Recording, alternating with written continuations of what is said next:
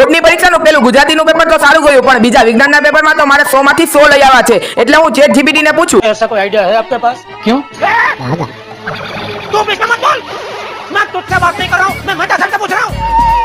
કાલે મેં તમને ધમકી અને રિક્વેસ્ટ બંને કરી હતી, ત્યારે તમારા સપોર્ટ અને દ્વારકાધીશની કૃપાથી મારે વ્લોગમાં 1.5 લાખ ઉપર વ્યૂઝ આવ્યા અને 500 ફોલોવર્સ વધી ગયા. બસ આવો ને આવો સપોર્ટ કરતા રહેશો તો બોર્ડની પરીક્ષા પૂરી થશે એની પહેલા 10K ફોલોવર્સનો ટાર્ગેટ કમ્પ્લીટ થઈ જશે. જય દ્વારકાધીશ મિત્રો. ઉમરચંદ ધોરણ 10 નો વિદ્યાર્થી 10th માં 95% લઈ આવવાના ચેલેન્જનો આજે છે 69મો દિવસ. ગુજરાતીનું પેપર ભરીને આવીને તો હું સૂઈ ગયો હતો, પછી ઉઠીને બહુ માથું દુખતું હતું, તો પણ હું વાંચવા બેઠો ને મારી બેન મને હેરાન કરતી હતી. साले को बम से उड़ा दूंगा एक बार हाथ में आ जाए। વાંચવા માટે તો કાલનો આખો દિવસ છે, એટલે પછી સાયકલનો પંખો નીકળી ગયો હતો તો એ ફિટ કરવા ગયો.